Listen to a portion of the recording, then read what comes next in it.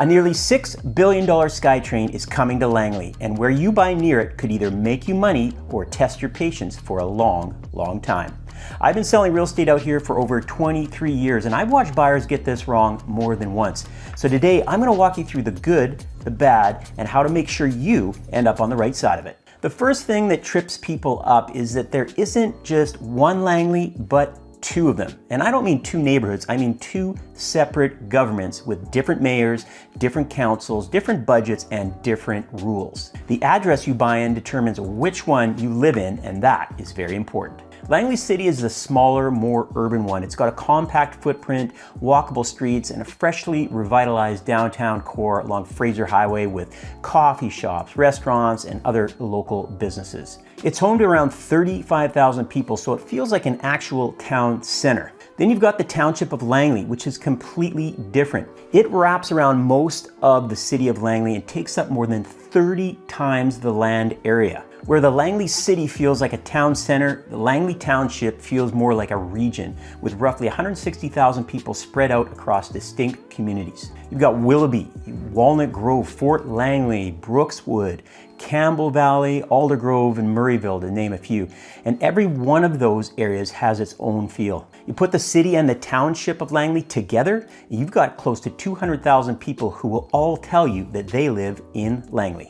Each side sets its own property taxes, runs its own utilities, manages its own parks, handles its own zoning, and makes its own decisions. There's really no overlap. If you're in Langley City, township bylaws don't apply to you and vice versa. And when we talk about the SkyTrain in a few minutes, which side of that line you're on can make a pretty big difference, but that's for later. Now, you can even see the split in how each side operates. For years, both shared the same RCMP detachments through a cost-sharing agreement.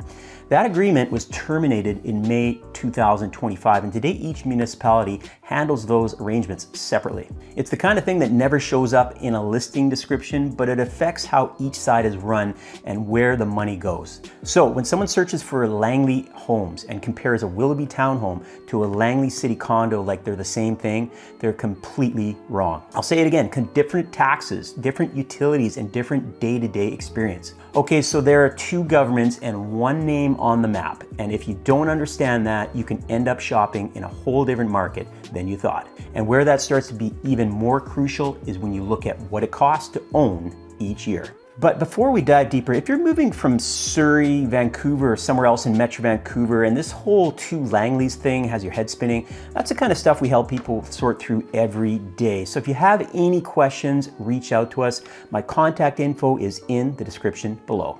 All right, let's get back to it. This is where the Two Langleys start showing up in your bank account. The first thing to note is that compared to most of Metro Vancouver, both sides of Langley are still fairly reasonable and fairly close in regards to what you pay when it comes to property taxes. That being said, they don't work the same way, and which one ends up costing you less depends on what you're buying. The other big expense people forget about is utility taxes, and when you compare the two Langleys, the township utility taxes are a touch higher for certain property types. And there's a pretty simple reason for that. The township is a much larger area with more infrastructure to maintain and fewer people per square kilometer, helping spread those costs around. It's also been expanding with new construction in places like Willoughby. The township is massive, about 316 square kilometers compared to the city's 10 square kilometers. So delivering water, sewage, and storm drainage across a sprawling area costs a lot more per household than servicing a compact urban core. You're running much longer pipes to serve fewer people per kilometer of infrastructure. Also, the township made a change back in 2025 that caught almost everyone by surprise. They pulled the utility charges off of the main property tax bill and started billing them separately. So instead of getting one bill with everything bundled together, township homeowners now receive a separate utility bill for water, sewer, and other flat rate services on top of their regular property taxes. 2026 is now the second year under that system. If you're moving from another part of Metro Vancouver, this setup can make it easier to see exactly what you're paying for because those utility costs are broken out separately. But plenty of buyers who weren't expecting it opened that second bill and thought a new charge had appeared out of nowhere.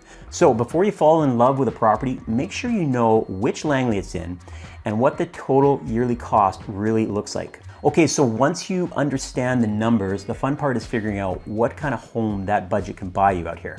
The real estate mix, from condos to equestrian estates. There's no single Langley home. You know, what you can buy out here varies so much that it barely feels like the same place sometimes, and that's both the best and the most confusing part about shopping in Langley. In one part of town, you can buy a newer one-bedroom condo in a newer mid-rise building, say in Willoughby. You drive a few minutes and you're looking at a 1970s rancher on a large treed lot in Walnut Grove. Keep going and you might find a heritage home in Fort Langley or a 5-acre property in South Langley with a horse riding ring and mountain views. All of this falls under the Langley name, but the lifestyle difference between those properties is huge, and so is the price difference. So let me quickly give you a lay of the land. Willoughby is really the engine behind a lot of the growth happening at the moment. It's master planned, more dense, and there's always another townhome community or mid-rise project being built. That's where you'll find a lot of the condos and townhomes that buyers start with. Then as you move further out, the lots get larger, the density drops, and eventually you're into acreage and estate properties in South Langley. And in terms of pricing, I'll keep these as ranges because the market moves around, but detached homes in Langley are generally in the 1 to 1.5 million range. Townhomes, and there are quite a few of them in Willoughby, tend to start in the low to mid 800s and up. And condos are generally somewhere in the 500,000s and up, depending on the size, location, and age. The bigger thing here is how differently you'll live depending on where you buy. A young family buying a townhome in Willoughby is looking for something different than someone chasing privacy and acreage in South Langley. It might be the same Langley name on the address, but not the same lifestyle. Then there's a comparison that gets people thinking. In downtown Vancouver, 700,000 to 800,000 often buys you an apartment. And out here, that same budget can get you into a bigger townhouse with a yard. That's the conversation a lot of Vancouver and Surrey buyers are having. There are a lot of ways to live in Langley depending on the street you choose. And the next thing we're going to talk about is one of the biggest reasons those choices are changing so fast. All right, this is the big one, the SkyTrain. The Surrey Langley SkyTrain is a 16-kilometer extension of the Expo line running along the Fraser Highway into Langley City Centre, and is currently scheduled to open in late 2029. It's that nearly $6 billion project that I mentioned earlier. 8 new stations, with 2 of them right here in Langley. And as of right now, construction is well underway. More than a quarter of the elevated guideway has already been built, and station work is active at all 8 locations. Now, buyers should pay attention to this. Homes within 800 meters of a SkyTrain station have historically seen stronger price growth than similar homes farther away, often appreciating 10 to 20% faster over time. So being close to a station has generally worked out pretty well. That being said, there is a trade-off, and it has nothing to do with money. It's what the next few years look like while all this gets built. Construction is happening 6 days a week, often into the evening along different sections of Fraser Highway. And if you live near the corridor today, you probably deal with construction noise, traffic changes, lane closures, and plenty activity daily. Some homeowners who used to look out at open views are now looking at an elevated guideway. So the decision is pretty straightforward. Buy near a future station before it's finished and you may benefit from the long-term upside. But you gotta be honest about whether you're willing to live through the construction first.